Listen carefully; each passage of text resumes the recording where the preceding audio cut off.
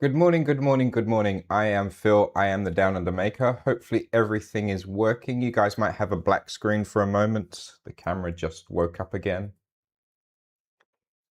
Looks like we've got a green beard around. Shortfish is here. Something strange going on. Bear with me. That one.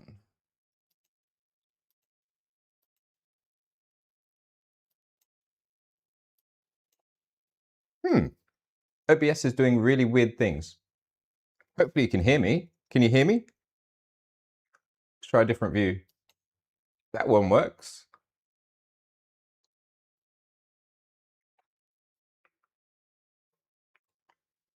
Whoa, that one works. For some reason that camera's not. Okay. Hi.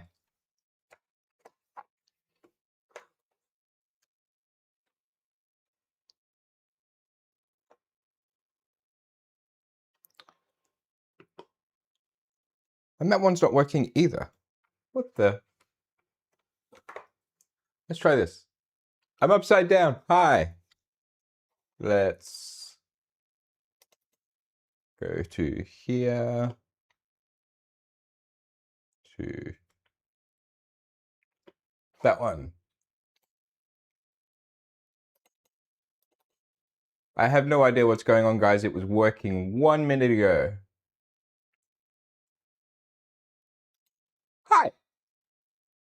Well, that's working. YouTube things. All of the cameras are showing up. So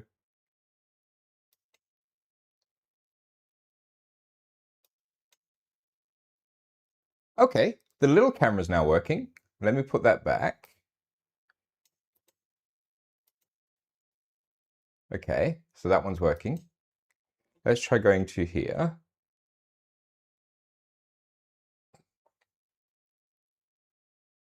But it's not working on this one.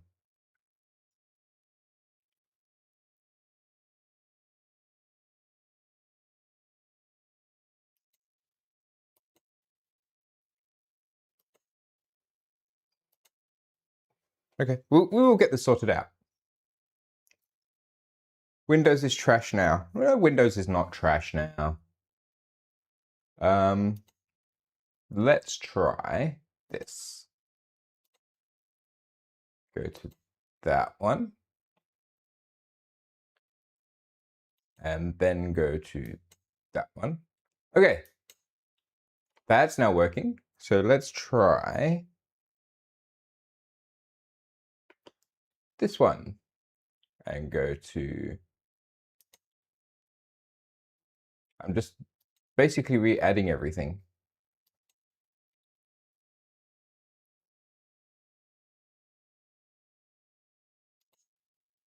Okay, so that works. And now if I go here,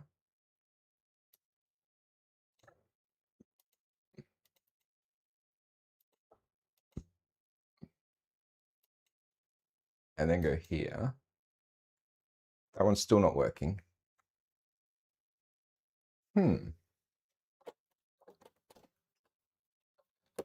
rebooted him. He should be back in a minute. Okay, cancel. Okay, well, what you're seeing right now is the controller chip for my reclining chairs in my home theater.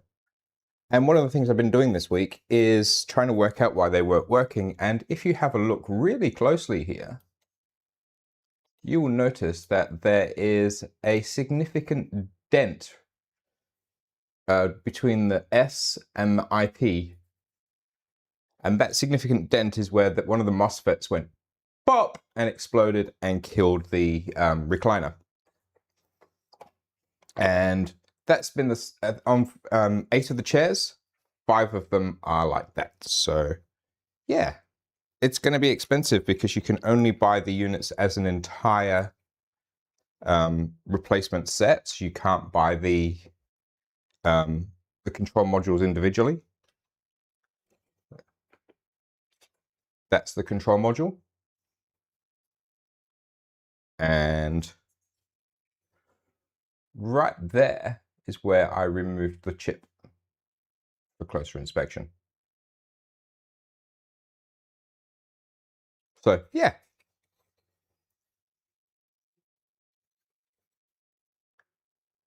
I had an SSR fail yesterday, saved by the thermal fuse. Well, at least that's a win. Something saved you. These because you have to buy the cup holder, which has all the controls in it, and the power supply and the entire board. It's like $100 US per chair to fix it, which sucks. Hey, Stuart Fisher. Hi, Steve Builds. Hi, Brad. Hi, Heathen. Just having a look at who else is in chat. Nuno's here. Rod's here. Caleb's been around for ages. Raj and Greenie are always here. Thank you, guys. If you haven't already, please like and subscribe. We will have a play with things and see if we can get the other camera working in a bit. But yeah, that's where we're at right now. I've got this camera the wrong way up, so I will do a quick transform to flip it the right way. There we go. And we'll deal with this as the overhead cam, and we'll get it all worked out. In the meantime, get a nice close-up of my slowly receding hairline. JPP's here, hello. So what are we doing today? Today, my X-Rail is squeaky AF and it's rattling, which leads me to believe, especially after watching Steve's stream yesterday, that I've either shed a couple of bearings, or they've got crunched, or something's gone wrong, because when the printer moves in X at certain speeds, it goes, it's noisy and it's nasty, and I've had a spare rail for ages, so I may as well do something about it. Now, something that the Reverend said yesterday had me like intrigued. He said that there's a groove on the side of the carriage, which I will show you. That's the machine surface side for measuring against. I also had a further inspection of my rail. It seems the good rails also have a groove on them. And after checking a few websites, it seems that the groove and the groove should always go together. So, Steve, just building on what we were talking about on your stream, groove should go to groove on the good rails. So, that seems to be pretty universal across all the manufacturers. Do I have any thoughts or tips on using a carbon fiber gantry? If you've got the cash, go for it, but I have got no experience. The other thing we need to do today is we need to do some work on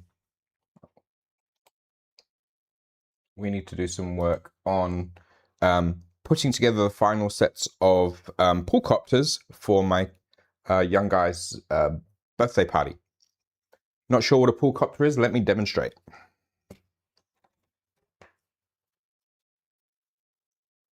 Plastic helicopter rotor. Handle. And it's got a little gear set in there. And I've been smashing out parts for these things for best part of a week. So you get this. Are you ready? You ready? Ready? This is where I kill something. It's off the back camera. So yeah. Little pool copters for the kids to play with. Oh, you picked up some from, oh yeah, that's right, you guys won a whole bunch of gift cards. Awesome. Better than no hair. Thanks, Ethan. Just catching up on chat. One of Melissa's Mercury build and one for the 2.4 300. Oh, nice. So what I'm going to do is I'm going to warm up by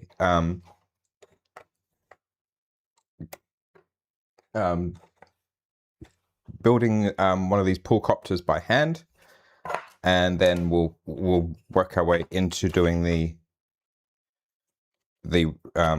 rail. So this is something I found on Printables, and first thing we need to do is I found that. Did you tweet the show out? No, because I don't support that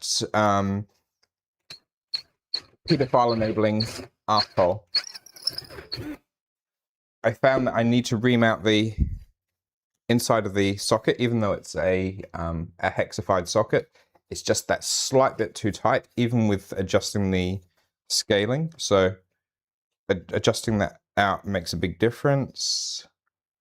I need to grab my tweezers and get that little bit of swarf that's stuck in the bottom of the hole. You may or may not be able to see it.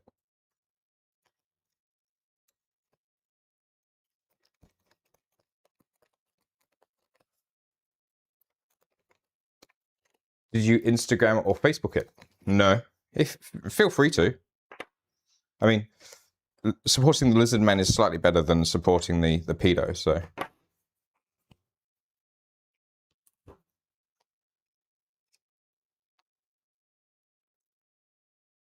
So this is the lube that was left over from my box turtle build, and I've got lots of it, so I'm just inserting the bottom bearing.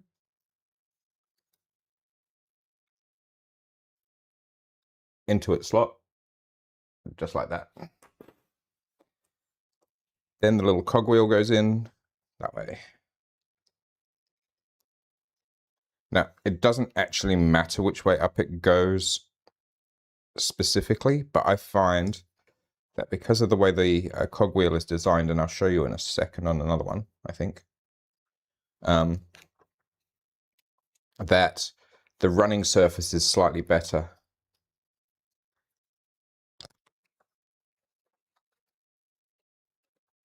On that, if you do it a certain way up. Have I lost that little gear wheel? I have. I just printed out a whole nother set ready to go, and I've lost the gear wheel. But anyway, on the top of the gear wheel, there is one side is flat against the build plate, and another side has a ring that's the top of the print. That ring is much less friction against the inside of the slot, so I do it so that ring points upwards, just in case you ever do decide to build these. And this has gone together crazy easy. So yeah, that's going to make some small girl very happy at the birthday party because it's pink and stuff, and yeah. So that's the last of the pool copters put together, and I've got some spare parts already pre-printed just in case. So yeah, all nicely warmed up, and I'm not feeling as groggy now that the coffee's starting to kick in. Are they all printed, or some screws too? No screws at all. There's a single compliant clip to hold it all together, and this bushing you can just see the ring in it that couples into the bottom of the hole. You can just make it out with a poor pink contrast on pink. There's a hole in there. There's a ring on the inside of that, and it just pops in and sits there. So that all works. It's pretty simple and smart to have. Yeah. And there is 13 kids coming to the party, and I have printed 45 of the rotors because I can guarantee rotors will get stomped on or lost on ceiling beams or something like that. We've actually hired a local venue, a little community hall for the party, because that way they're not running around and trashing our house. And yeah, they can whiz these things around. The rotors weigh basically nothing. So they're not going to damage anything. And yeah, I had been planning on doing these gliders, but I couldn't ever get them to quite fly reliably, and it was just a lot of work. It's like, it's not your first time. Dude, I'm a teacher. I know exactly what stupid stuff kids get up to. It's one of those things. The other thing I did, I had one of the prints fail like 13 or 14 layers from the top, but I salvaged this because this is the tallest part. It's actually slightly taller when it's finished than the actual handle. There we go. So I salvaged the bearing, And I put, for some of them that aren't quite as, don't finish quite as smoothly as the one that we just put together, I actually put this in my power drill. And because it's a square drive on the top of the handles, I put the ring in the power drill, put this in, and I give it a spin up on the power drill just to spread the grease around. And that's made a heck of a difference too. Much easier. The copter discs would probably be more fun for a variety of ages too. Yeah, it's one of those things where the barrier to entry is a lot lower. And Nick's got to use his macro at long last. Did you see that? This silent but violent flatulation was brought to you by channel patron at Nick. Here it is, a fart.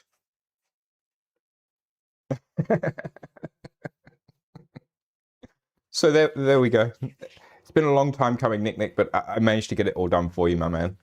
I did try printing the rotors in carbon fiber ABS, but the results were mixed, partially because I hadn't got my profile sorted out properly in Orca, and partly because the filament is old, and partly because I don't think it's just definitely not the right filament for the job. I mean, they looked pretty, but yeah, I might give it a go because I've got a little bit of filament, carbon fiber ABS on this spool left, just for giggles. But that'll be for the dads to play with because carbon fiber materials and kids don't really mix because of the fibers making them itchy. ABS CF, yes. Let me find one. I know exactly where they are.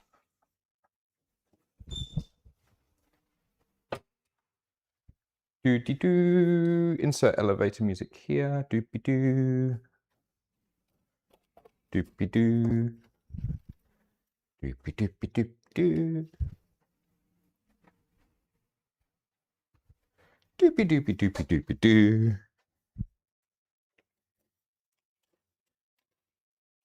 For some reason, the interior hole wasn't printing nicely.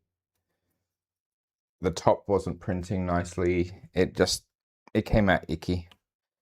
So for the most part, I swapped to this old glitter transition filament I had floating around. This was an early prototype it's a bit flexy. So I changed the wall thickness and stuff to make it just that little bit more rigid. But yeah, they work and they fly across the room. They don't kill anything. The kids love chasing the dogs with them. Poor dogs. So yeah. And as the Stream Elements little bot will keep doing, please subscribe if you haven't. I'm very, very close to hitting the 500.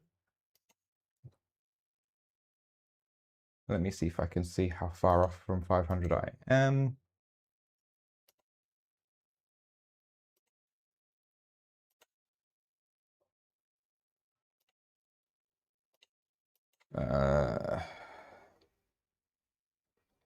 Actually, I can probably do it there.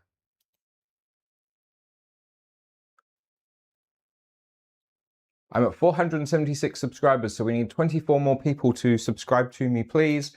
That includes you people watching in the future as a VOD. That like and subscribe really does help get me promoted. I have a gyro that had a planetary gears. I lost my gyro in the tree because it launches that high. Nice. Carbon fibers in the nose is not fun. No, it's itchy. It's just like getting fiberglass insulation in your nose. So let's get rid of that. Let's bring that back up so I can see what's going on. Shall we see if we can get this camera working? Okay, let's wake it up gently. Let's wake up camera. Wake up camera. Wake up camera. And let's try. Turn that off.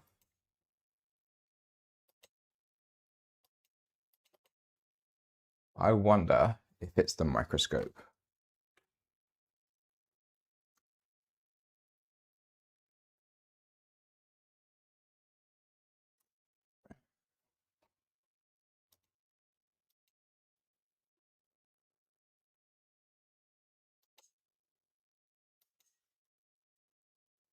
Something's really wrong with that entire... Oh, there we go. I'm back. There we go. So now we can do this the proper way. You can see me talking. You can see me doing things. Hopefully life should be happy and smiley from here. This is my rail. I was given it by a local WA guy. He's like, Phil, I've got the wrong size rail. Do you want it? I'm like, sure. And I knew full well that my rail that I got in my kit was a little bit suspect. So I picked it up, grabbed it, and going from there. So the one thing I don't have for this one is a rail assist thingy, I think. Let me have a look. I normally keep all of the rail assist guides in one of these little drawers. I need to finish labeling it.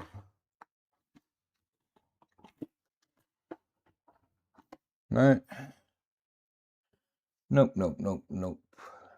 No, I don't have any rail assist guides. So let's first of all start by cutting off these cable ties that hold the rail in.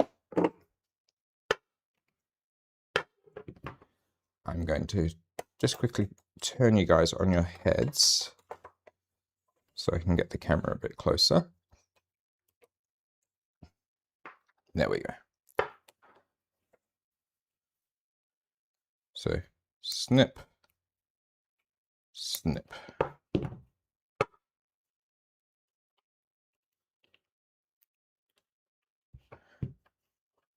Now this does feel really nice on the inside, and I know it was pre-greased.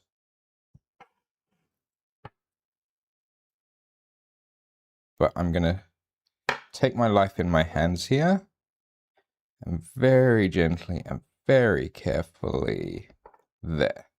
Yes, it was pre-greased. I was pretty sure he'd told me he'd greased it before he gave it to me.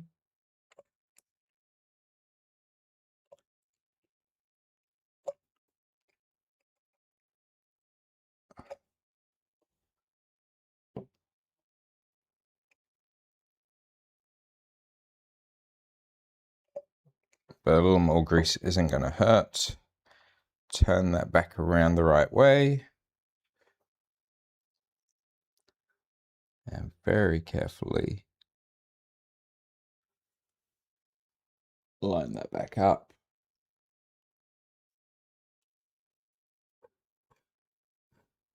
Very carefully. One ball is just a little loose, so I'm just going to catch it before it goes anywhere.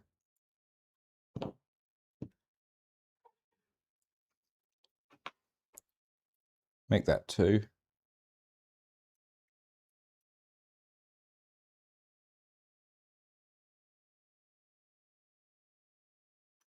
Pop. Actually, that might have even been 3 got loose.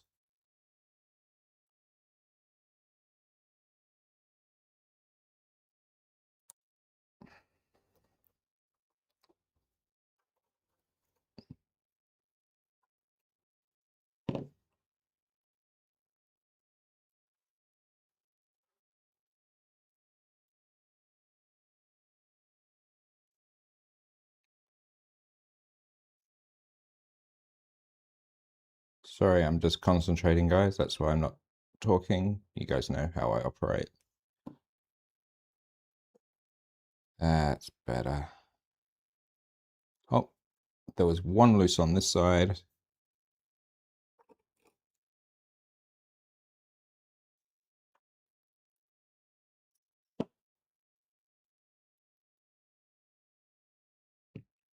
And all back together. Sorry, I know you couldn't see an awful lot of that, but discretion is the better part of valor. Turning that around would have ended up with potential loss of balls.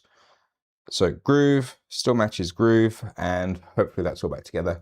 The Reverend, hello. We were just talking about you and your tip that you gave to Steve about the precision surfaces on rails.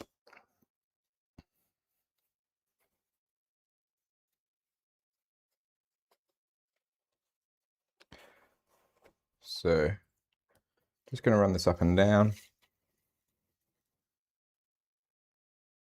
Make sure that the grease has been spread all the way along that little groove. And that's now all in place. So clean my fingers. Put that one in the bin. Get a new one off the roll. Now my workshop is a bit of a mess because I've been working on getting all those pool copters done. And I haven't had a chance to tidy it up properly. So, new cleanie wipe just in case. Put those cable ties in the bin and let's turn this all around. First thing I'm going to do, shut down the voron.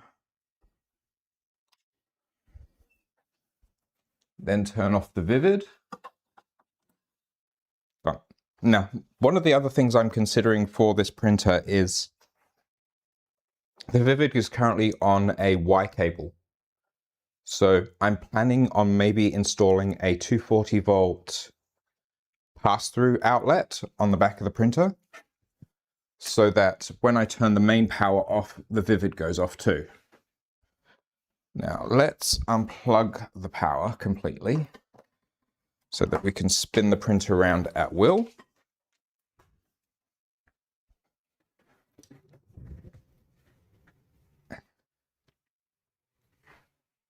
And before I do that, opening the door is probably a really good idea. And opening that door. In fact, let's just take the doors off before I smash them.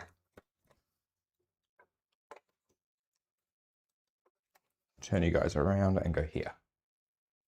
There.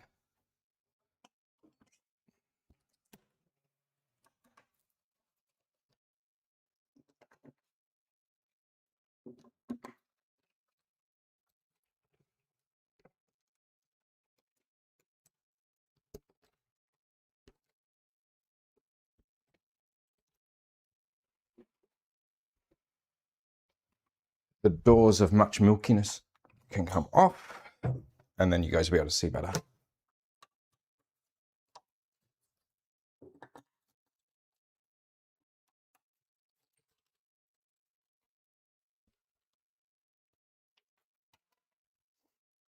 Okay, so we're going to need to take the tool head off. We're going to need to undo the mounts at both ends, and yeah, this is going to be fun and games. The big question is, do I loosen the belts? I'm going to try and see if we can do it without loosening the belts, I think. And of course, I forgot to remove the filament, because that's what I always do.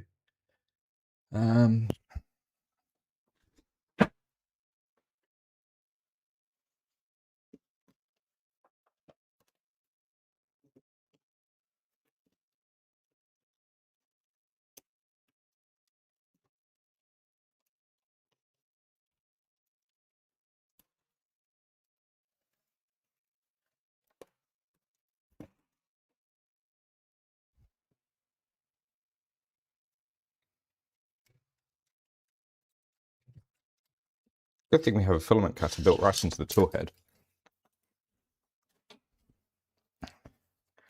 Okay, so put that there. And we need to take the front of the tool head off.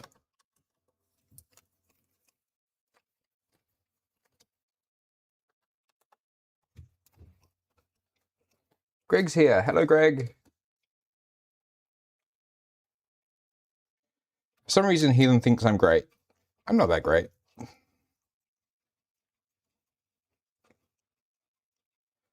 I keep forgetting to change camera views, so what I'm trying to do is reduce the number of camera view changes we have to make. But, Heathen, do me a favor, please. Can you type ! just Phil?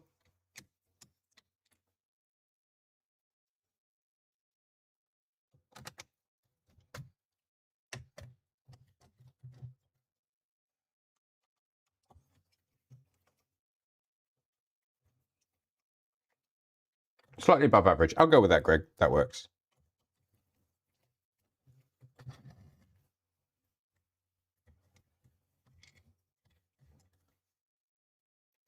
And hopefully, no, PHIL. Seriously, Canadians. There we go. Oh no, it's Brad. You won't have permissions to do it. It's only mods.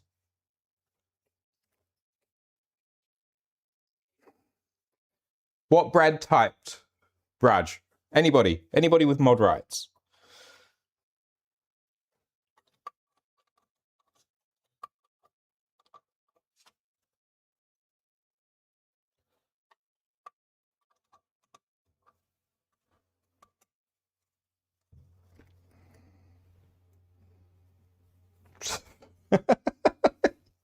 There we go. And look, it changes.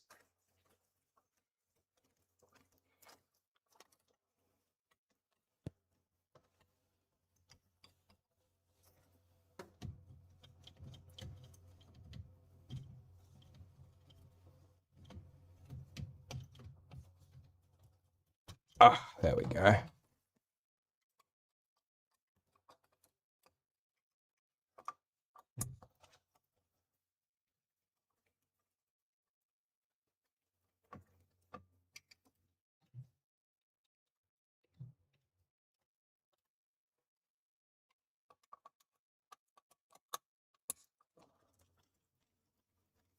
Looks like I undid the wrong screw on here, so that's going to be fun later, but we'll work with it.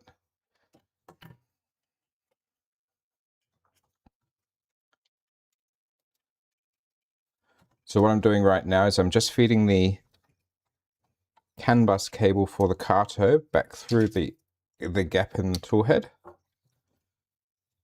Now I'm undoing the heater.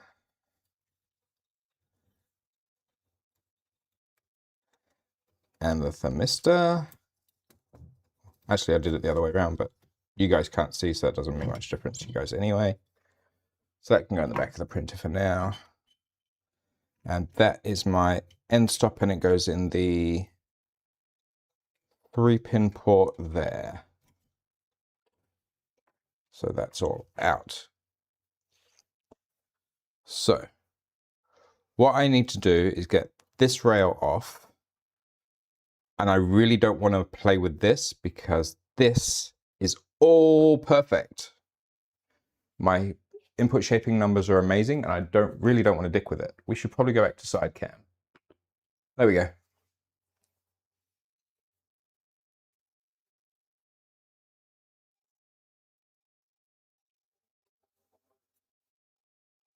Main cell 2.1.9. Yes, it's been there's been a trial version around, if you knew where to look, for a couple of weeks. So put that at the back there because I don't need it right now. And need to take those screws out and those screws out.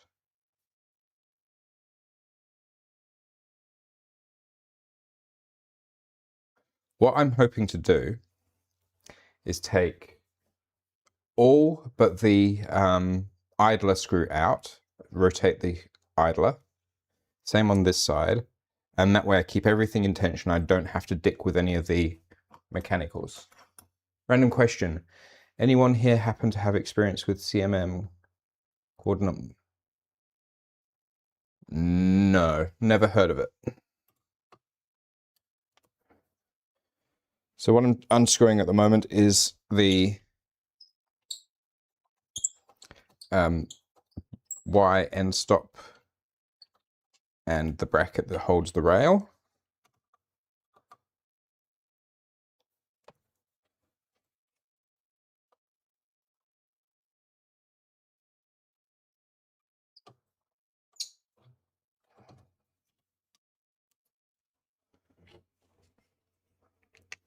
And they are longer screws, so they need to stay together.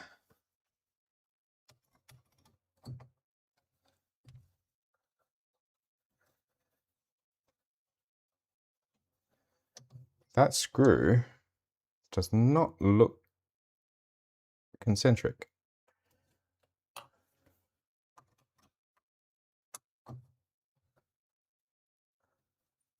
That one's not much better.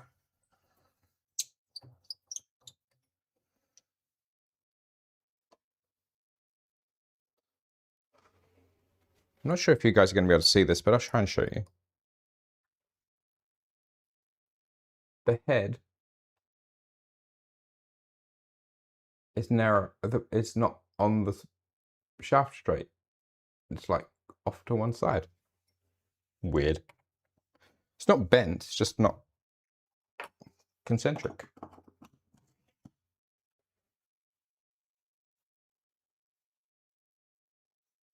Yeah, probably very cheap screws.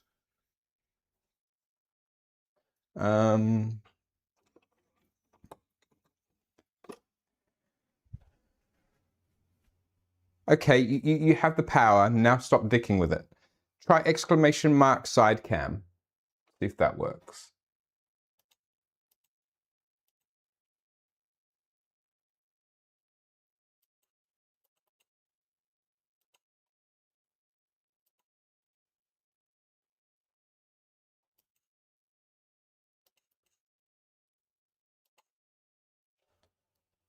So anybody who's got a blue name, exclamation mark side cam, all one word.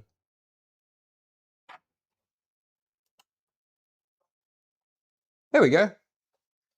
You guys have the power. If I'm forgetting, you guys can control it a little bit.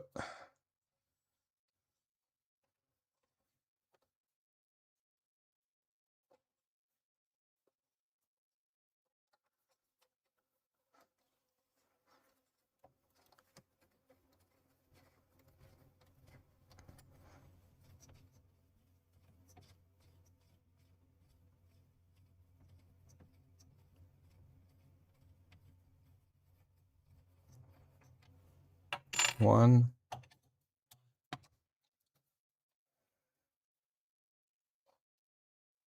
Too much power.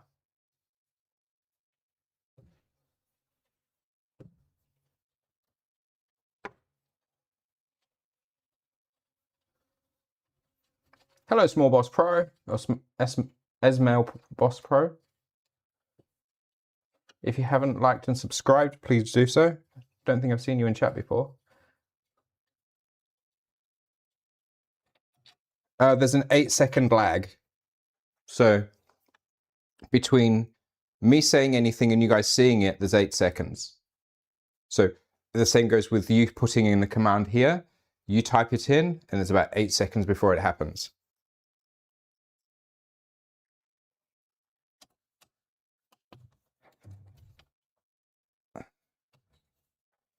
So I'm just, there's one extra screw on the other side I need to take out.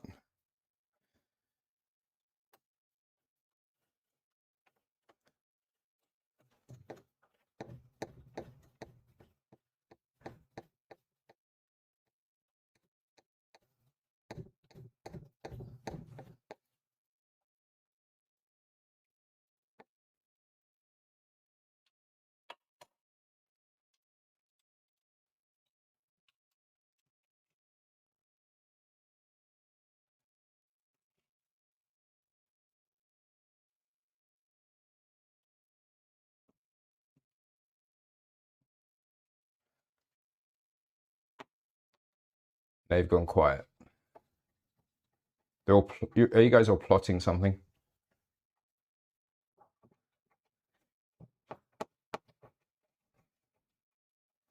Is there going to be an overthrow? A coup de stream or something? Okay, so before I do anything more, my plan is to take the carriage off. The carriage off the rail.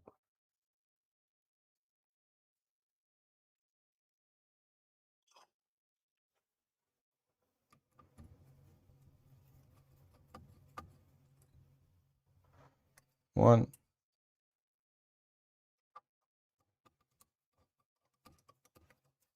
two,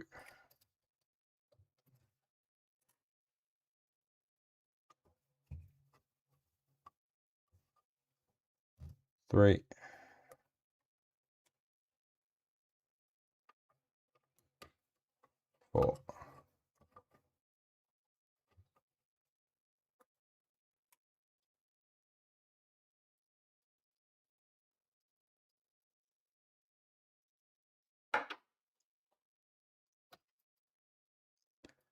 All right, that's loose.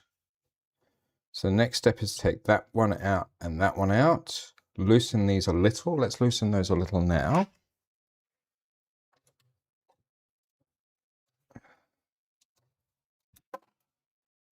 Oh no. That's not the end of the world.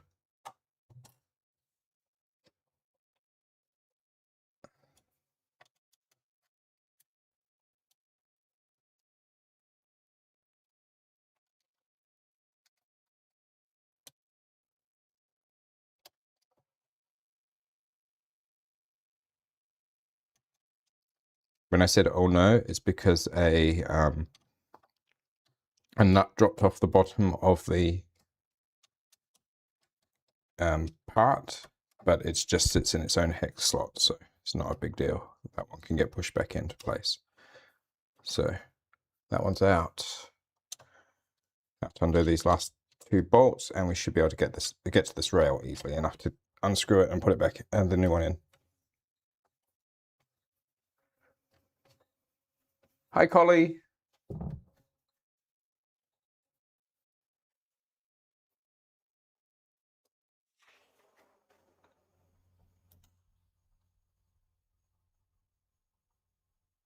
I have no idea why it's covering chat. Let me see if I can adjust it for you guys.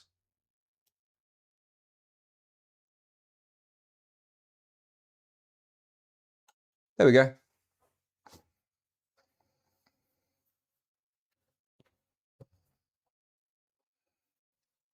We did have some camera problems to start the stream, so maybe I've got something out of whack in terms of the positioning.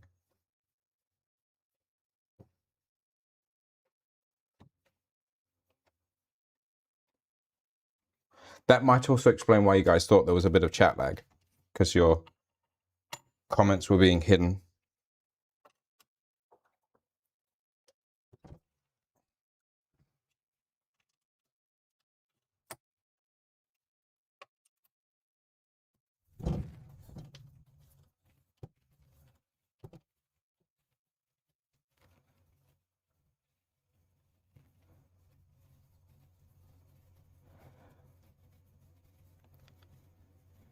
Now, if this all goes to crap, the worst I have to do is take the belts off here. But I will mark them with a Sharpie first.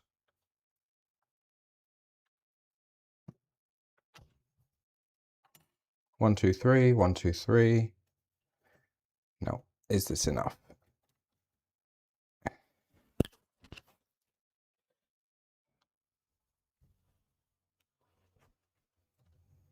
Yes, it should be just enough to get the rail out. So,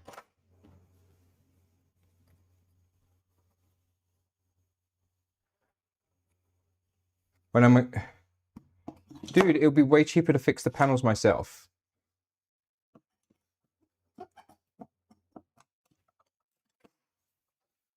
I mean, I've got access to the acrylic at school. I haven't done it.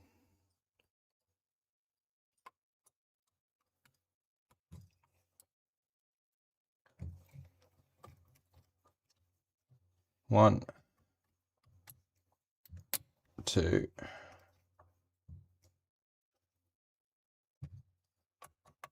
three, 4.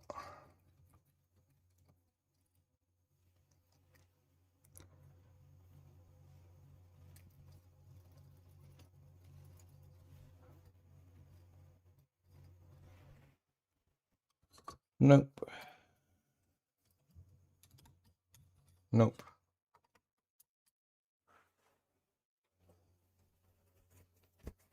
There's a huge glob of grease in one of these holes from where I did the slack way of re-greasing.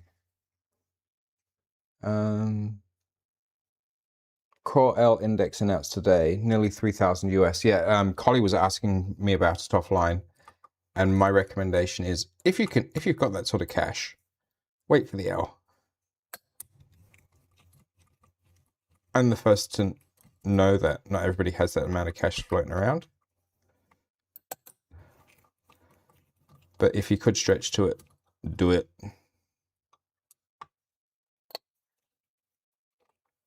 I could never have afforded my core one if I'd bought it myself. So completely understand those in that position.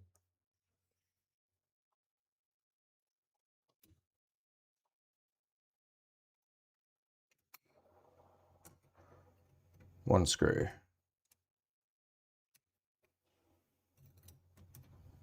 Two screws.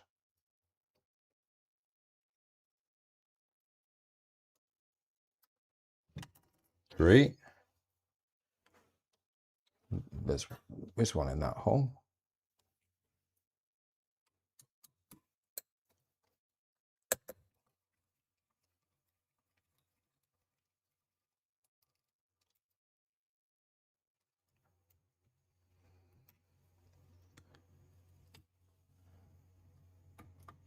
None. None.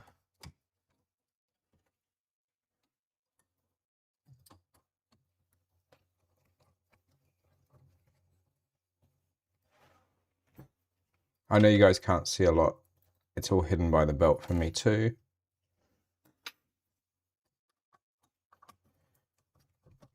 But like I said, I'm trying to save myself having to retension these belts when I've got the input shaping graph so good.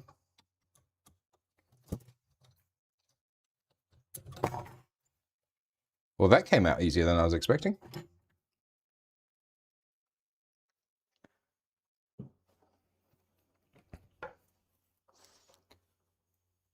Where is it? There. Magic Phoenix's rails. They are really nice rails, but something doesn't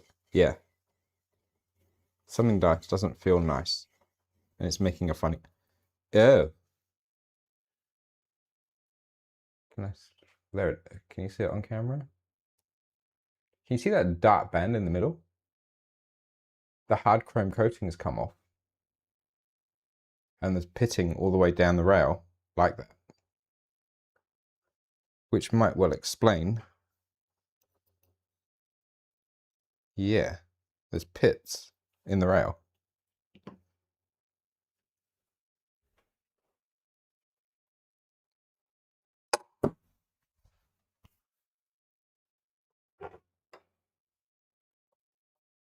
Now this is actual, the hardened chrome coatings come off rod. So this is these are rockin' T-nuts, and that had rocked out, so I'm just putting that back into its spot.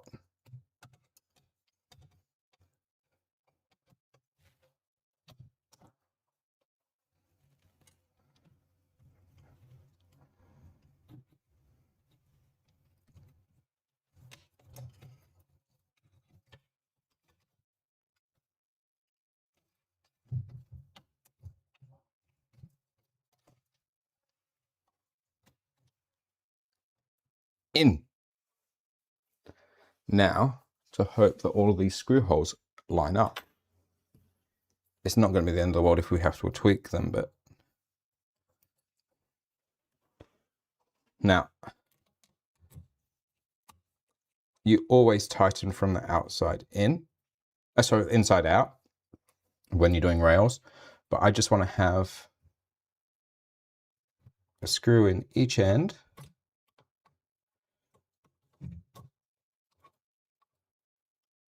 So I can make sure everything is in place.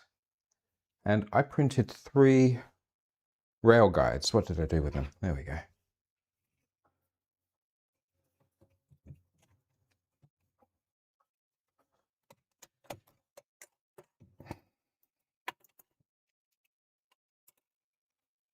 Now, when you're using rail guides, and I'm pretty sure Steve's done this before,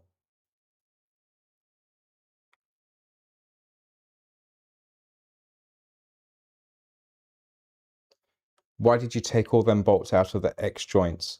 I took all those bolts out of the X joints so there's just enough play to be able to squeeze the rail in, because the rail is so tight between them.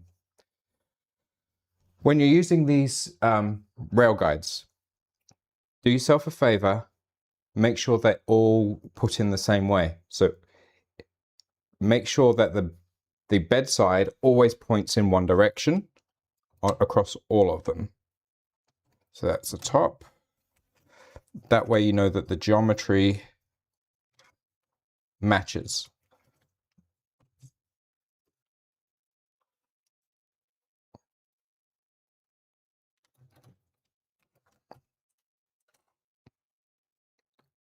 What that then means is you don't have any inconsistencies between the one fork and the other.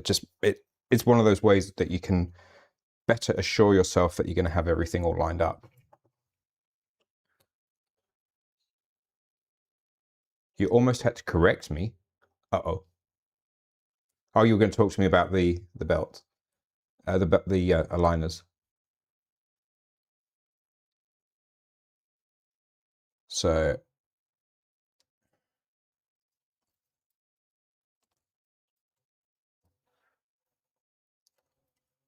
nope, that's not the one.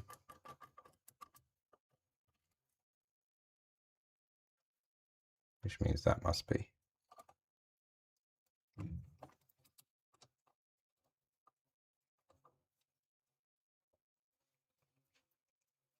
Now, the other cool thing is, because rails have now got basically an engineering standard, it means that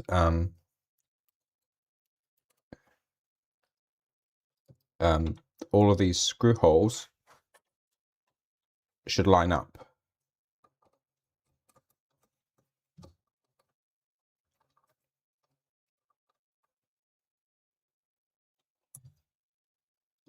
Now, I'm not tightening these. These are just to the point where they start to pinch.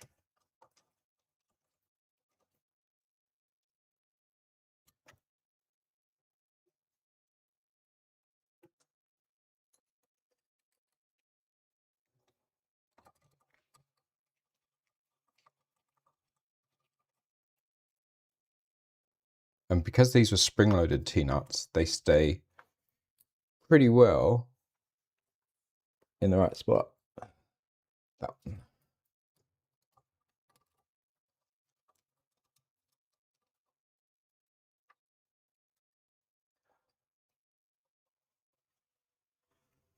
Which means that one. That's right, it's fallen. Goes in here.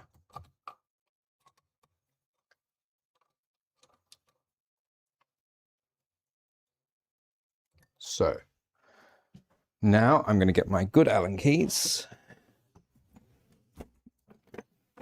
If I can find where I put them. There. I say good, they're Irwin brand. They're not anything great, but they're better.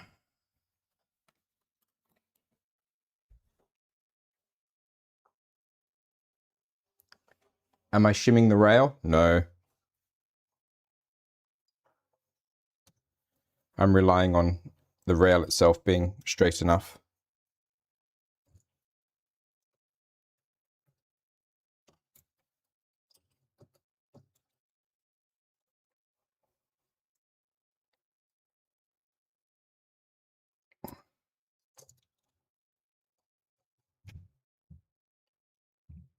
Right, that's the center too tight.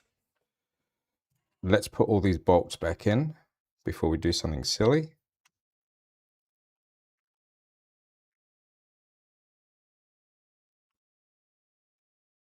And I just realized my Hoto driver is still in the home theater from where I was taking the couches apart.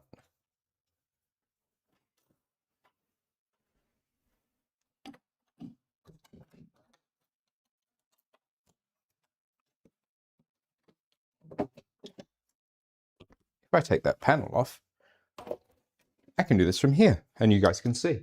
It's much better.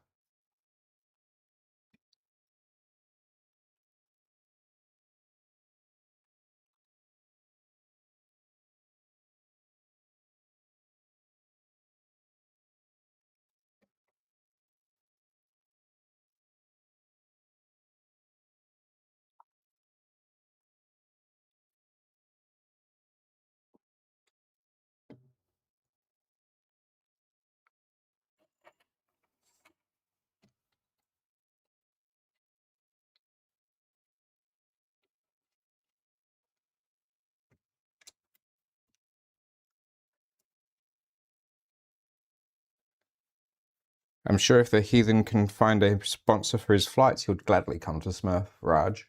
So would I. But at this point, flights are so crazy expensive that, yeah, it's out of reach.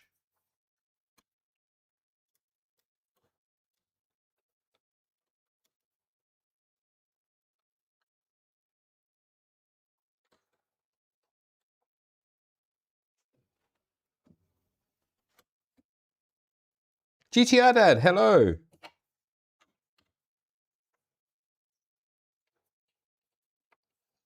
You have joined us after we've successfully transplanted in, well, so far successfully transplanted in a replacement X-rail because there was a rattling noise.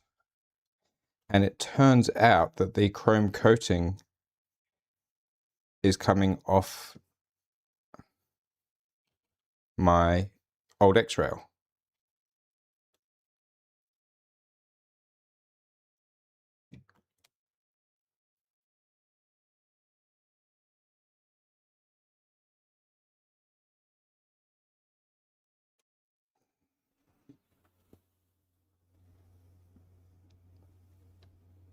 I think that one's missing a nut.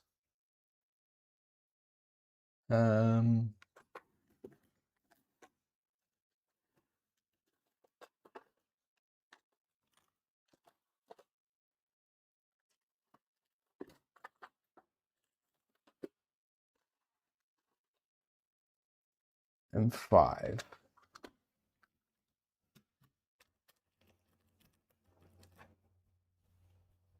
That's M4, that must be M5.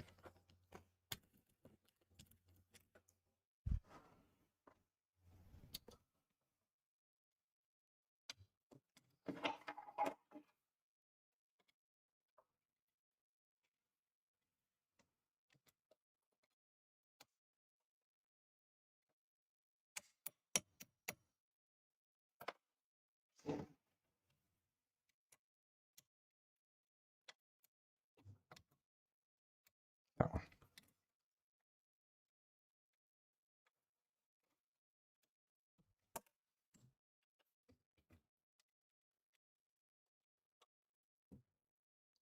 Oh, it wasn't missing a nut. It just hadn't quite fully engaged. That'll do.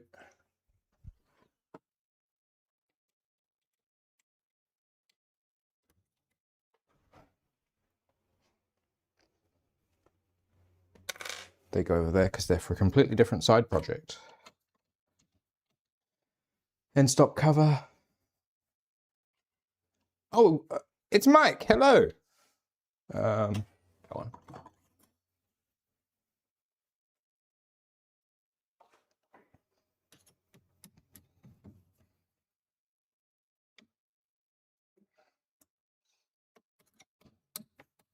So for the guys who've just joined, and girls if there's any,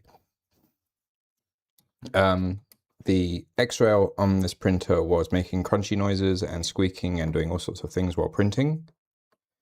So we decided to transplant out that one and replace it with the one I had sitting around spare.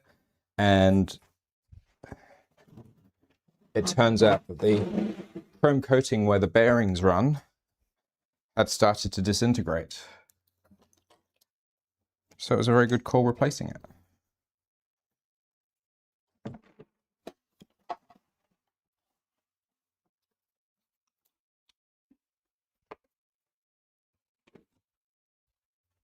I'm going to have to go around this entire room later and pick up all these panels.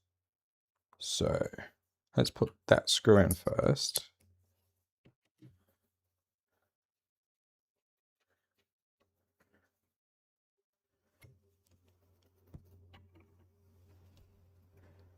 Then this one.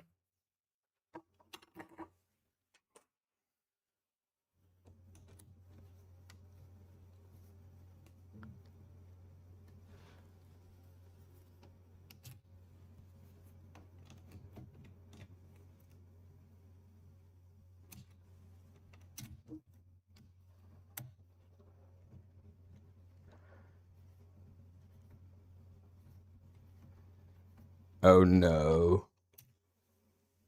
that stack's out of alignment.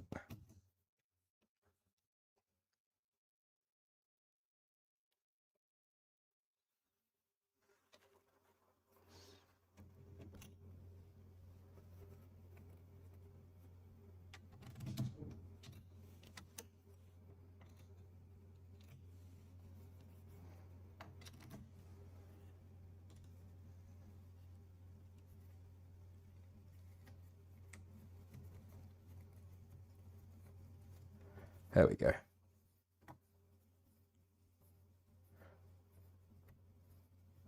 We want you on screen, although it'll break the monitor. No, I'm better off over here, slightly out of the way.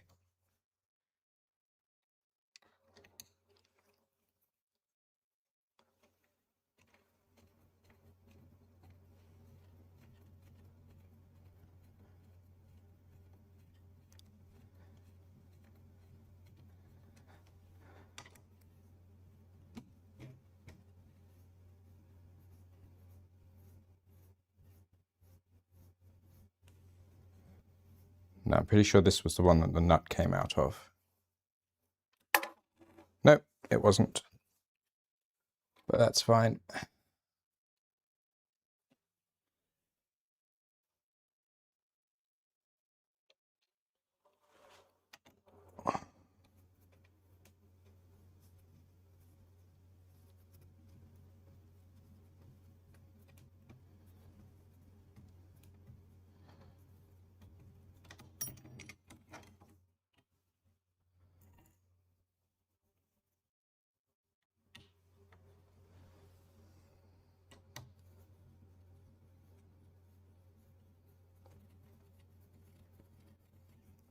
Phil's foot cam. Nobody needs to see Phil's feet.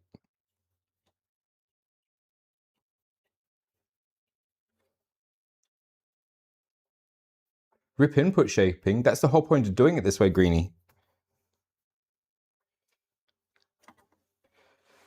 Which means that was the one that the nut came out of.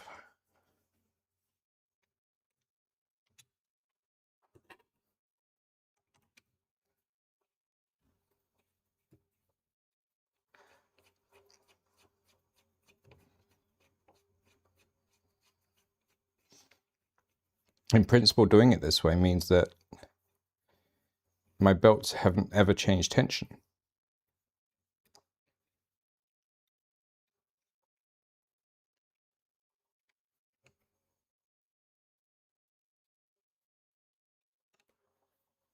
There we go.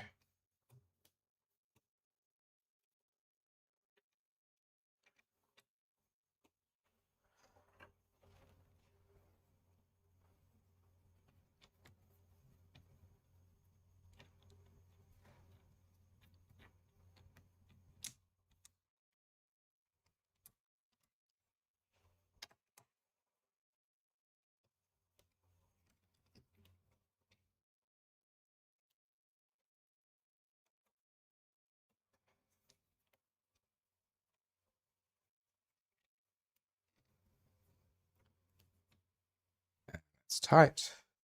What I was doing was I was just using, there we go, another screw just to push the nut right up into the location where it lives. I'm missing a, that screw doesn't go there, it goes here. Other driver, Phil, other driver.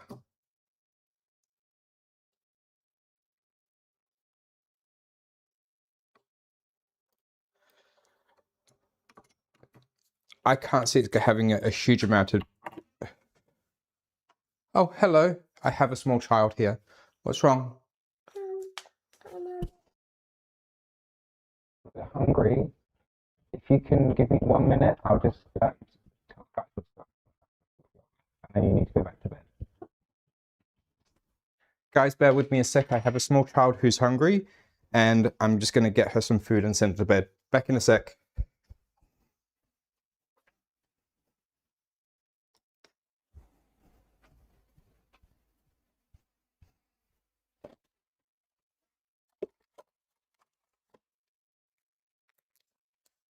Back to your bed, okay?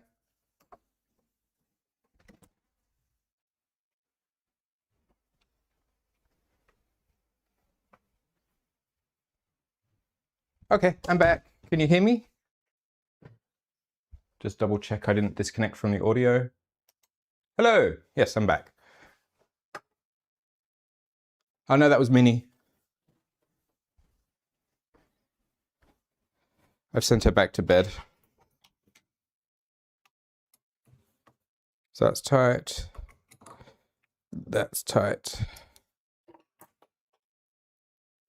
Yeah, Jeff, I'm hoping that any differences will be so minor it's not going to make any significant difference.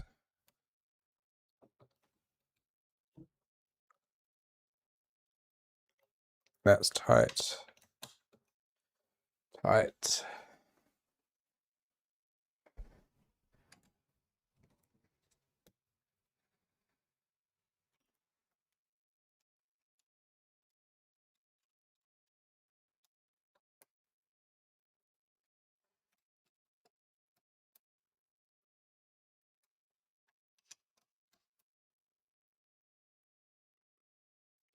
Why is she up so early?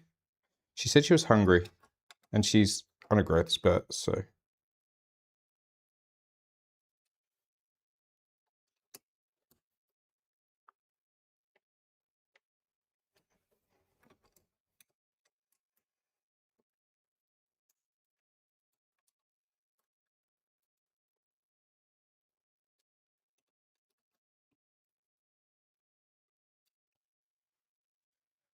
Okay, so we've got all the side bolts in. Start at the middle of the rail.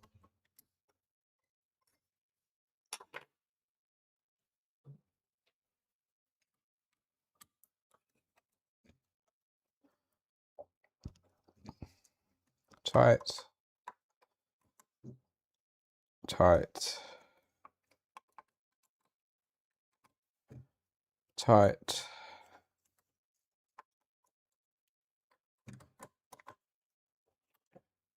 Tight.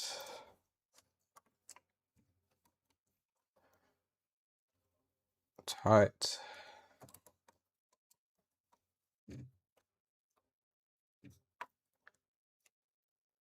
Tight. I think I already done this one. Yep. And this one's got a few turns to get it in. Tight. 1, 2, 3.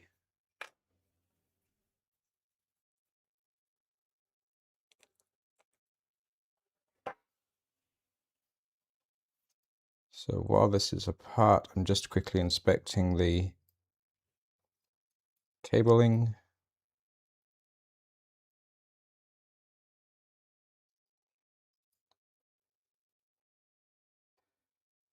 That red wire is way too long.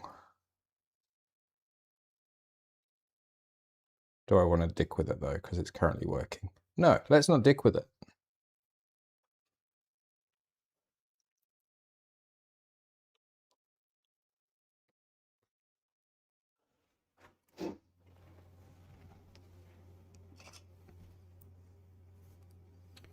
Did you know that Peter Cullen passed away? Peter Cullen. The name rings a bell, but can I place who it is? Nope.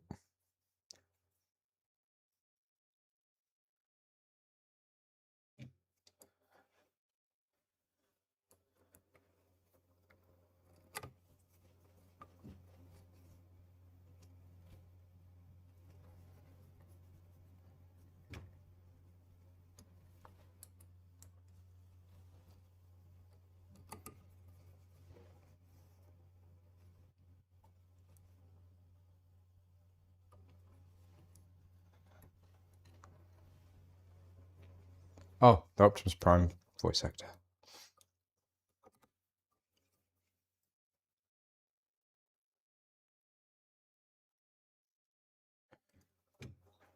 I'm not happy with this screw. Feels like the head's about to strip, so let's replace it while we've got it apart. That's an M36.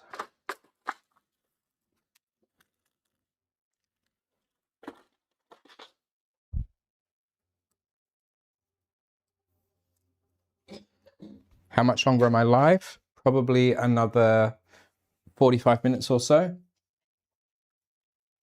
Guys, just give me a moment. It sounds like Mrs. Maker needs me.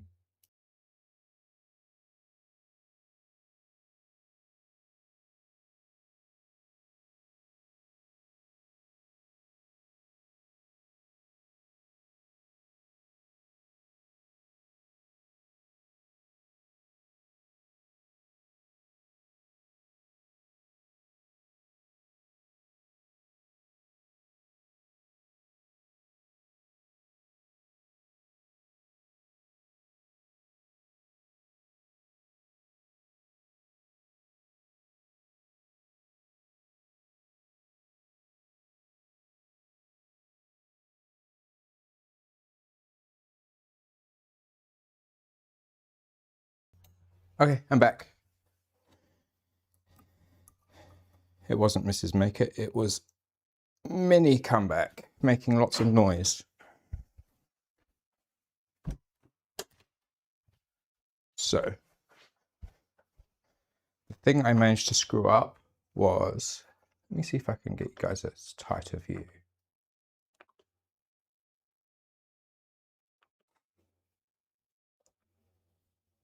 There we go. So yeah, I saw Tim Curry and Dolly Parton. These screws are the ones that you normally don't adjust on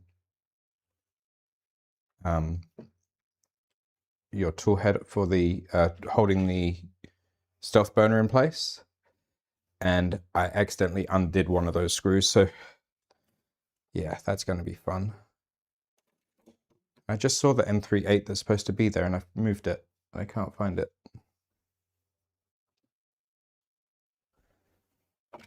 Not under there. Let's put these slot covers in.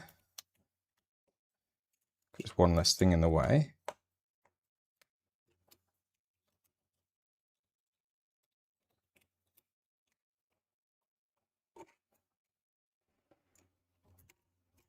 If you haven't done this, it's a really good idea, especially if you're doing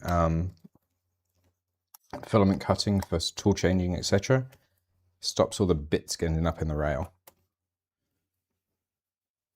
I don't know where that's gone. Let's get a new one. That screw will end up in the sole of my foot at some stage, I'm sure.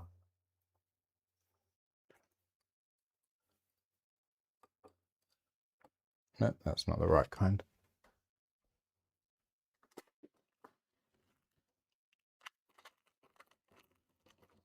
That kind.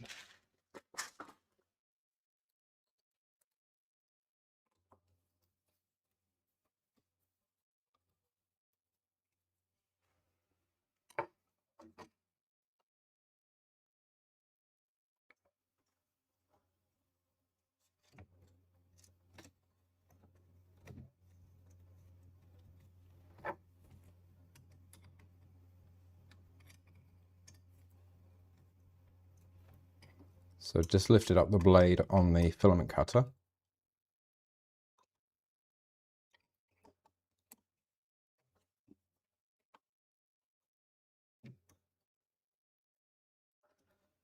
That's all in place.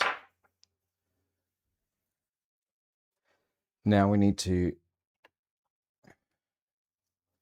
feed all these wires carefully into place.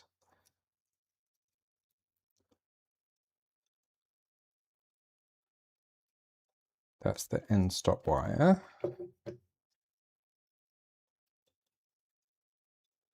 And that's the cartographer.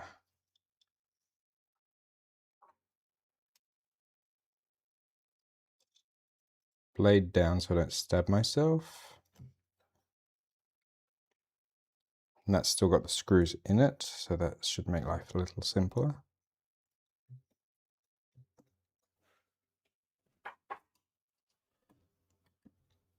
Now I can just see through the tool head to see where these screws go in.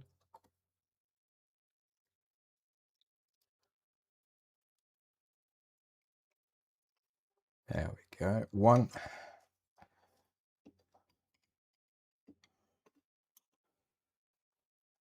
not that one. That's the one I've already adjusted. That's the one I want.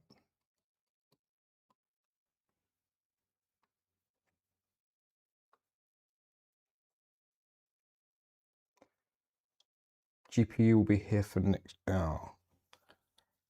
Built. So, first of all, let's get the end stop plugged in. That's gone into the correct port. That is the thermistor.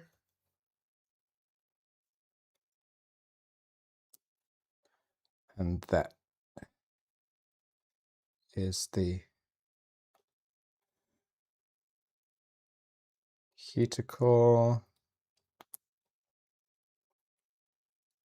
I think. We will double check that before we turn the heater on. We'll make sure that the temperature setting is sensible. That then tucks through here.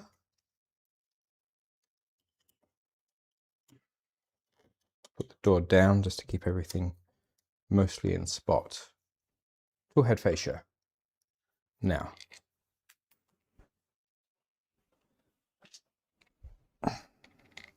I am going to replace this fascia very shortly with a red one. I just didn't get there with printing it this week. So that's the 4 pins that the CAN bus is going to connect to in a minute. And then I would need to very carefully align this and put it on. 5 volts goes that side.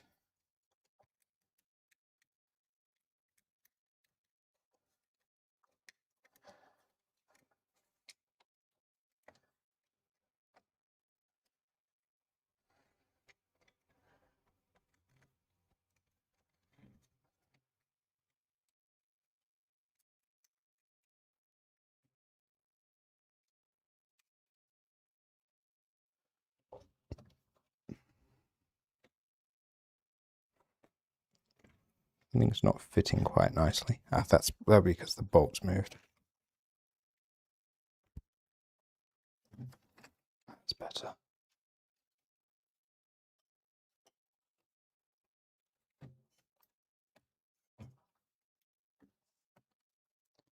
Now, what I find is best to do with the stealth burner is always do up this screw first, once you've got the pins aligned with the SB boards,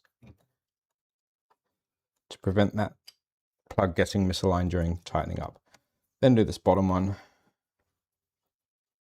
Rule of diagonals when you're tightening stuff up like this. Even if it doesn't really matter this much on this kind of setup, it's good practice to do it regardless.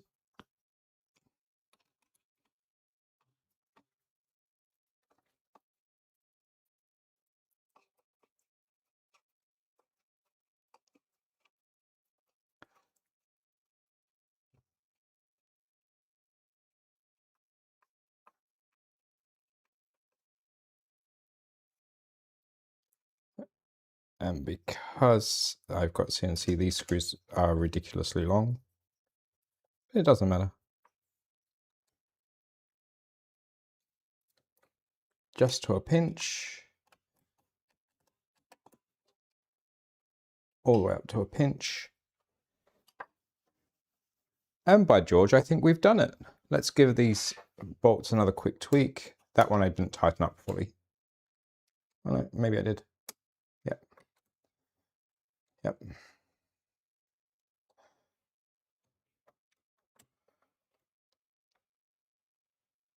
That one's done.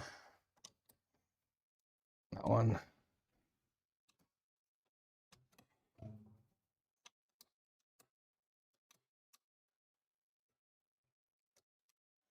I'm working on monitoring chat more, and you guys aren't talking to me. Am I still live? I appear to be.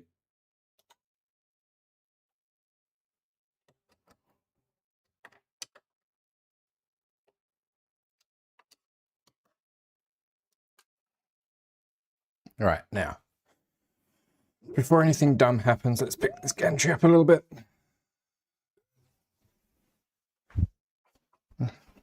And while I've got easy access, let's pull out these bits of filament. I still need to put a bin in here. I still haven't got around to it. We'll get there. Yes, you're live. I have to check because last week we all know what happened.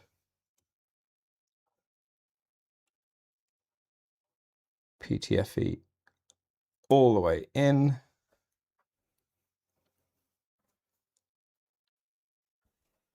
Adjust the cable sleeve while I can get to it easily. Clippy. And clippy. Okay, I think we can power it back up.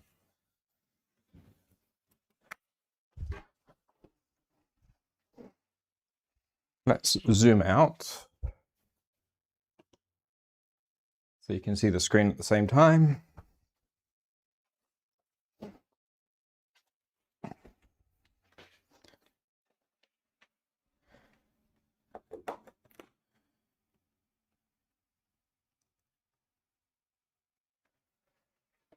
Power for the printer.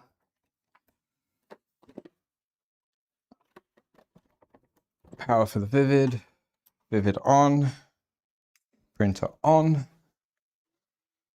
Oh, we have noises and fans. So what we're looking for when this finishes booting up is that the temperature reading is sensible.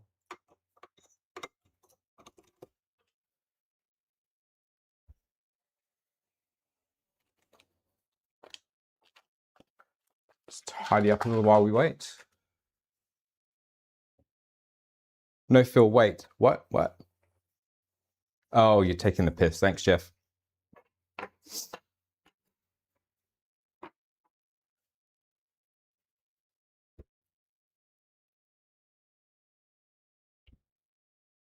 I'm still a little perplexed what happened to that other cogwheel. I know I printed it.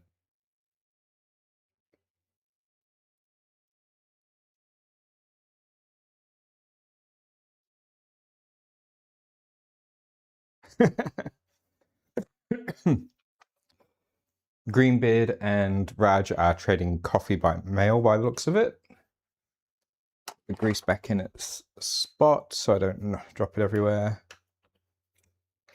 Those rail guides are going to go in a slot here somewhere. Oh, that's my batteries. That's blades. I'm going to put them in my Steve hex tray of putting away. I have a hex tray of putting away that I keep. Can we see some sparks or at least a new gash on the build plate? John, why would you wish that upon me? I guess you're just acting out because you sent your index back and you're a bit sad.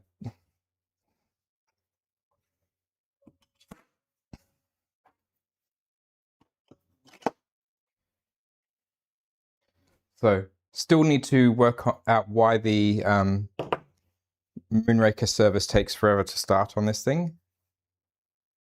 I have tried uninstalling and reinstalling it, didn't make any difference.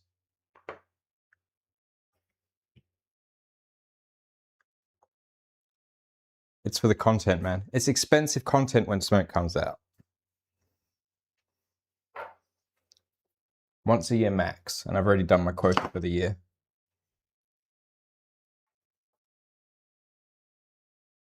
Although you missed it at the beginning of stream, I was showing everybody the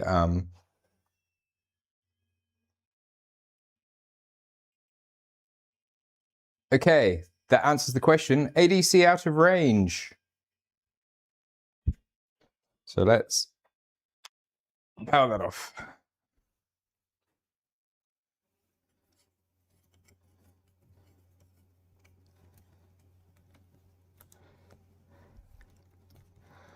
One, two.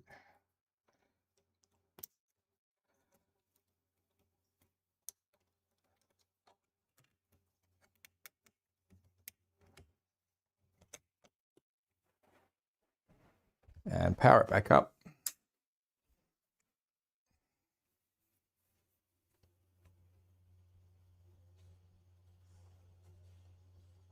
Like getting rid of a crazy ex.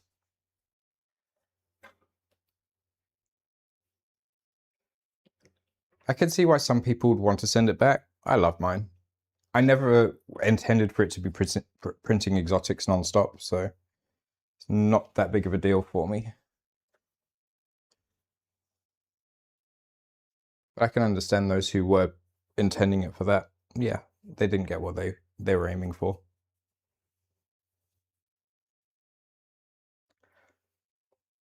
That reminds me, if you have bought an index as part of the Founders Edition, make sure you jump onto Bontech's website and lodge your ticket to say what you plan to do in terms of compensation / refund / whatever, so that you're registered and your intentions are known.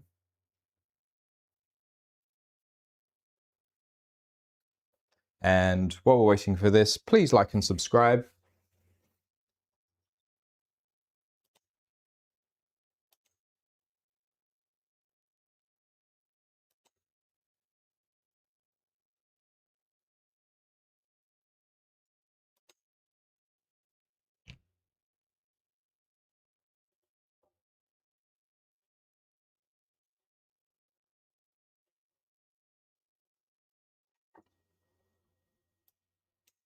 Says we've got currently 23 concurrent viewers. Wow, thank you. And picked up an extra subscriber during stream. And we've got 26 likes, so thank you guys. Just waiting for Mainsail to come, Moonraker to come online, which will then bring up Mainsail and all the rest of it. Get rid of that because I don't like seeing myself.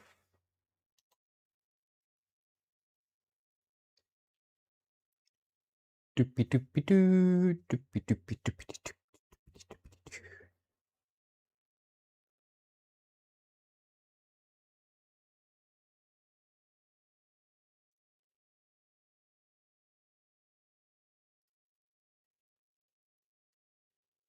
Come on.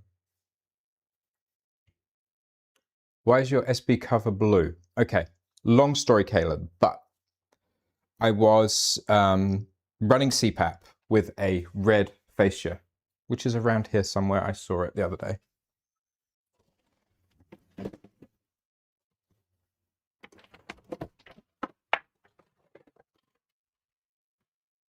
There. Running CPAP, but then I needed to do some beta testing for the Vivid, and Vivid plus CPAP was an unwieldy beast, so I decided to swap it out for a conventional stealth burner with a fan. And because before, just as Index was launched and announced, so I should say, just as it was announced, I was in the middle of printing for Stealth Changer. I already had that fascia printed and built, so it was like easy plug and play. So it is going to get a red one very shortly. It's just a case of getting it all sorted. MCU buffer config as it is shut down.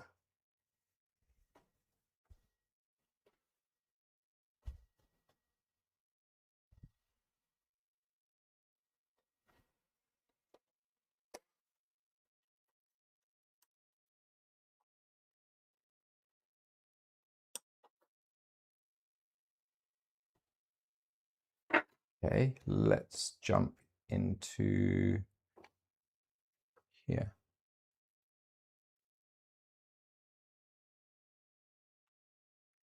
There we go.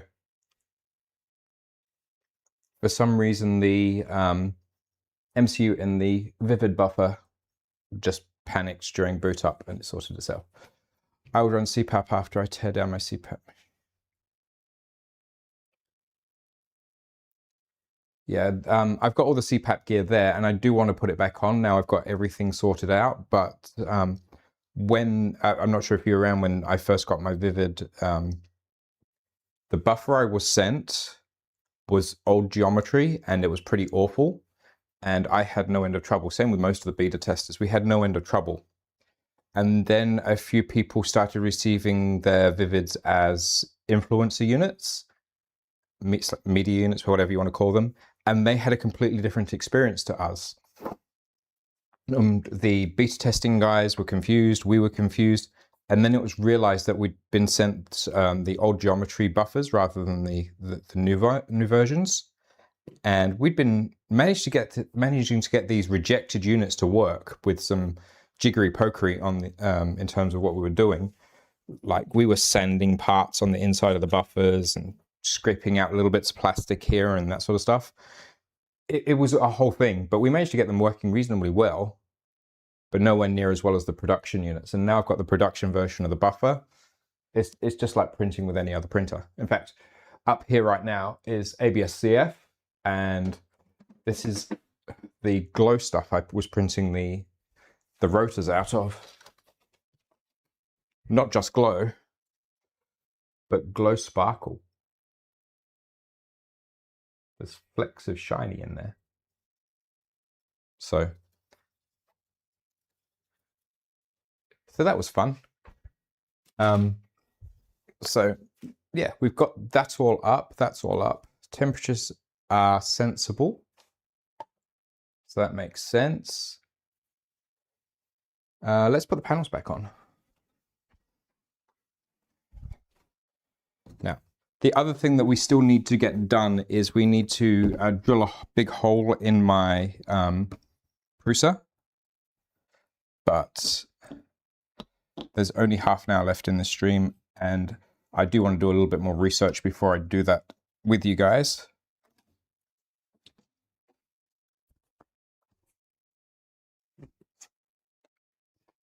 I think I'm going to need to put some more foam on this panel. Yeah, I want to do a little bit more research before I do that on exactly what the process is, because I don't want my main workhorse printer offline for extended periods. That side panel is on.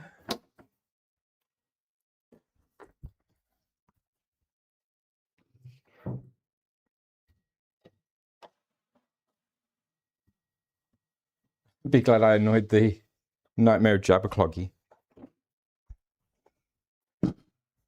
Didn't Taylor do Jabberwocky? I don't remember. I know he went a little bit off script in terms of the recommended tool heads.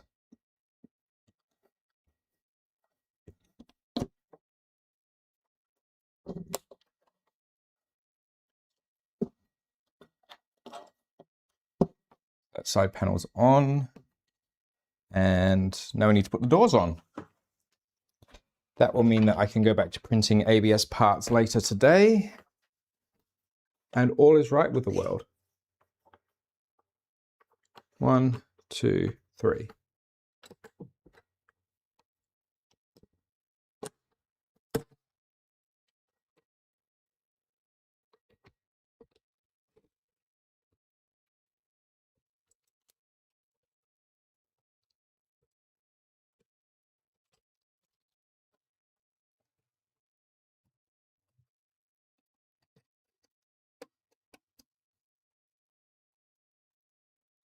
One. Now the fit on my doors is incredibly close. Like really, really close. So I prefer to put the doors on with just the middle screw, because that then lets me maintain that tightness, and that creates a really good seal, keeping the warm in.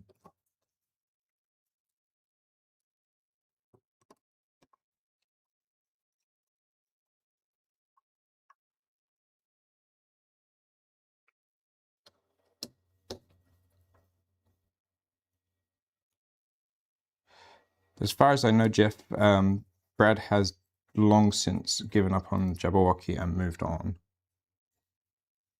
So, doors are on, side panels are on. The wiper is in place. The filament cutter plungy thing is in place. I think we managed to quite successfully achieve what we planned to this stream. I am not going to start something new right now because number one, there's only 20 minutes left in my normal stream window, and number two, I haven't got anything successfully planned for it that I could do without mucking around. Yep, he's got an A4T. Now, if anybody sees DaVinci around on anybody's streams, please ask him to DM me, or at least tell him to Google Prusa Touch and look for Nomads Galaxy's Prusa Touch firmware for the K-Touch he won from Big Tree Tech's competition. He would greatly benefit from that firmware rather than using the stock stuff. Get to bed and have a great night. Dude, I woke up. I got up specifically at 3 a.m. my time. I've already had 6 hours sleep. That's like longer than I normally get. Yeah, so if you guys catch up with DaVinci, if you can let him know to either DM me and I'll send him the details, or get him to Google, it's on GitHub. It's so GitHub space Prusa space Touch, and that should give him the Nomads Galaxy repo, and he can go from there. That's him. He's not in, I don't think he's in chat. Oh, you are here. Oh, sorry, I didn't know you were here, DaVinci, so that's cool.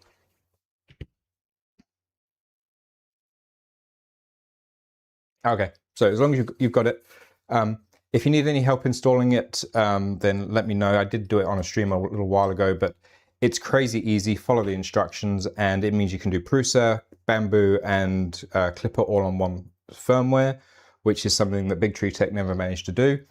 It does show you a screenshot like it's got streaming video on it. It's not streaming video. It can't do streaming video. And the ESP32 just doesn't have that sort of grunt. But if you hit the button, it will update a still shot for you every so often. So yeah, I've been using mine. I vastly prefer it. When I'm doing work around the house, I take the Touch with me, and then I have it on the kitchen bench or something. So as I'm doing all my chores, I can see what the printers are up to and know when I need to come in, clear the bed and do that sort of stuff, which has been really useful this week because I have been smashing out I think I've got 45 of those little rotors for the pool copters. I just showed you the rotor. And here's the handle. This is the carbon fiber one. Let's see what happens. Are we ready? It flew across the room. It works. So yeah. So printer ready, Vivid's back online. Next week, almost certainly we'll be drilling holes in the Prusa unless something else comes up. I've got a few jobs I need to smash out on the voron. And once they are done, we'll probably come back to the voron and do more work on it, probably replacing the fascia and installing the bin and a few other bits and pieces that I want to get done. I also, when we did the wiring underneath the voron, screwed up and plugged in one of the fans into the wrong ports. Let's go back to just me. There we go. Need to cough 1 second. And that's better. Exclamation mark, just Phil. Yeah, Greenbeard knows what's going on. And so, yeah, I need to do a little bit of a change to the wiring underneath the printer, so we'll probably end up having to flip it over to get all that done. I am going to be doing some more exclamation mark do things stuff on StreamerBot, and we'll go from there. So I have been Phil. I have been the Down Under Maker. It's been great having you here. Please like and subscribe if you haven't already, and I will catch you all next week. Bye, guys.